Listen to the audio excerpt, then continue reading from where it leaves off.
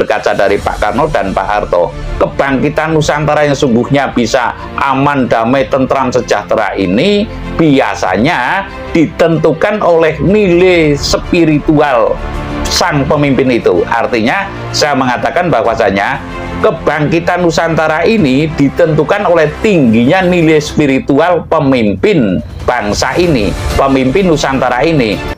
Tapi ulo salam yo atur bagyo wis muga Nusantara. Om wilahing jati nuhuni ajat-ajate leluhur Nusantara tapi uluk salam mulia. Saya ingin sedikit fokus kepada tahun 2024, pesta demokrasi manakala itu terjadi. Bisa jadi itu juga gagal nanti, bisa jadi karena faktor yang lain. Namun kita kan nggak boleh memastikan, karena apapun alasannya kita itu makhluk yang masih mengakui adanya kekuasaan Tuhan dan merupakan pantangan untuk memastikan. Ya, saya sedikit mengulas bahwa tahun 2024 untuk para ketum ketum itu ya ketua umum partai, baik partai yang kursinya banyak maupun kursinya yang pas-pasan. Yang banyak ya paling PDIP, lalu Golkar, lalu Gerindra kalau nggak keliru, terus PKB sebagai pelengkap dan sebagainya. Itu saya memberikan odo-odo lah, seyogianya, karena partai ini kan sebagai penyalur aspirasi masyarakat. Artinya saya ingin menyalurkan, tentu saya berpartai dong, gitu, menyalurkan aspirasi melalui dewan, melalui pesta demokrasi ini. Ya pilihannya lah seyogianya. Ketua umum kan berada di pusat nih, nggak mungkin nih ibaratnya saya PDIP akan bisa langsung ketemu Bu Mega sebagai ketua umum atau Pak Prabowo. Kelihatannya adalah sangat susah lah karena kita orang bawah lah. Namun saya berpesan kepada para ketua umum, ya, kita juga paham yang namanya partai itu resikonya juga tinggi, operasionalnya, BOP-nya, biaya operasionalnya juga tinggi. Namun yang jelas partai ini adalah sebagai wadah aspirasi masyarakat, di mana masyarakat yang didambakan tidak lain tidak bukan adalah hidup damai, tentram, sejahtera. Nggak neko-neko masyarakat ini sebenarnya. Lah, untuk bisa mencapai damai, tentram, sejahtera tentunya tergantung kepada petingginya, terutama eksekutif. Eksekutif besok ini adalah pesta demokrasi tahun 2024. Seyogianya para ketua umum dalam memilih balon atau bakal calon atau calon sebagai presiden ini sungguh-sungguh selektif. Yang saya maksud selektif adalah yang sungguh-sungguh akan memikirkan bangsa dan negara. Walaupun kita pun paham, apapun alasannya zaman sekarang itu the money is good number two. Ibaratnya itu Tuhan yang kedua adalah uang, ya.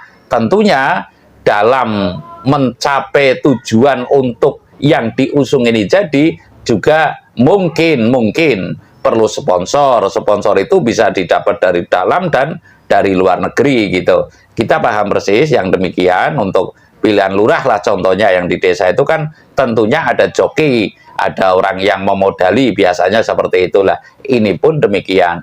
Namun saya mengatakan di sini karena kondisi masyarakat ini dan partai ini mau tidak mau itu kan membawa misi daripada tujuan para pendiri bangsa. Ya, sekali lagi, partai mau tidak mau itu membawa misi atau membawa tujuan amanat para pendiri bangsa. Lah, seyogianya saya punya pendapat bahwa besok dalam mencalonkan presiden ini, mengusung calon presiden ini, ya, yang saya maksud mengusung calon presiden ini betul-betul ditaji dulu. Ditaji kalau istilah Jawa itu ya baratnya dijanji dulu.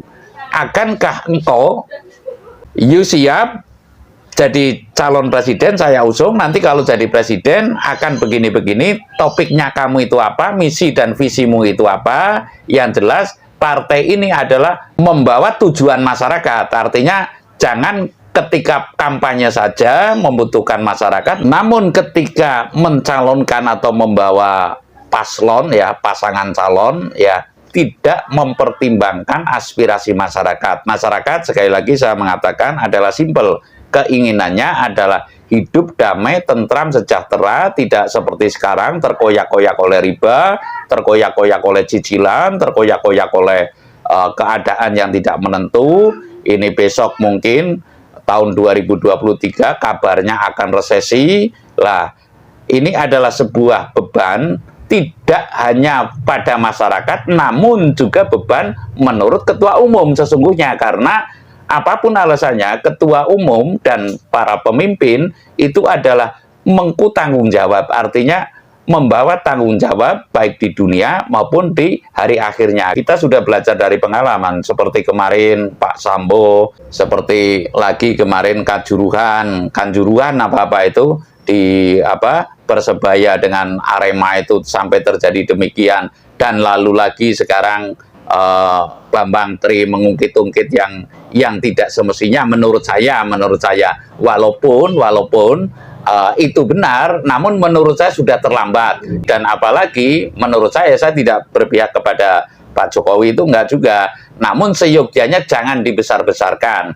sebab dalam Jawa itu ada wawarah, ada prinsip, ngerti ya dia, etok-etok orang ngerti lah. Lalu saya mengatakan lagi bahwa saya ada rujukan sedikit untuk para yang dicalonkan oleh partai ini ya. Kebangkitan Nusantara dari dulu kala kita berkaca dari Pak Karno dan Pak Harto, kebangkitan Nusantara yang sungguhnya bisa aman, damai, tentram, sejahtera ini biasanya ditentukan oleh nilai spiritual sang pemimpin itu. Artinya saya mengatakan bahwasanya kebangkitan Nusantara ini ditentukan oleh tingginya nilai spiritual pemimpin bangsa ini, pemimpin Nusantara ini. Tidak mungkin yang namanya, mohon maaf, saya berkaca dari Pak Karno dan Pak Harto, sampai sekarang pun tempatnya itu saya tahu persis, tempat persemediannya Pak Harto di Gunung Selok, Pertapan Ampel Gading Jambe Pitu,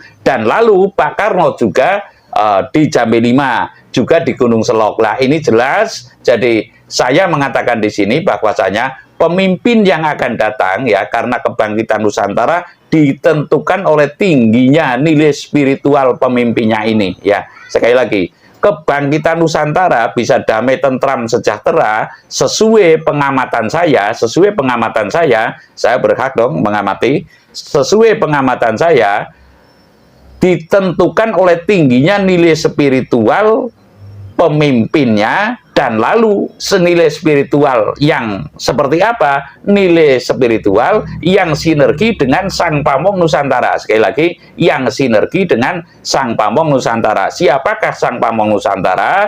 Dari dulu kala, dari zaman Airlangga sampai dengan sekarang pun masih dikenal adalah Sang Hyang Ismoyo, atau setelah Majapahit ini Kaki Sabdo Palon. Jadi saya mengatakan bahwasanya calon pemimpin Nusantara ini yang diusung oleh partai ini, saya berharap untuk meninggikan nilai spiritual agar kebangkitan Nusantara segera terwujud. Kebangkitan Nusantara yang termaksud adalah damai, tentram, sejahtera, tidak terkoyak-koyak, jangan sampai ada pemimpin yang tidak ada wibawanya, bak aji godong jati aking, seperti sekarang yang kita rasakan kan, priyayi tanki normatan, artinya seolah-olah gitu ya, yang namanya sosok presiden kok dikoyak-koyak oleh masyarakat secara terus-menerus hanya gara-gara menaikkan BBM. Ini kan ya mohon maaf, taruhlah tidak sebanding derajatnya antara kawula dan pemimpin negara, lalu nungkak romo menurut saya. Jadi pada prinsipnya saya mengatakan calon pemimpin Nusantara ini seyogianya meninggikan nilai spiritual asli Nusantara, yang tentunya bersinergi dengan gaibnya Sang Pamong Nusantara. Sekali lagi, bersinergi dengan gaibnya Sang Pamong Nusantara. Saya rasa demikian. Terima kasih. Sirap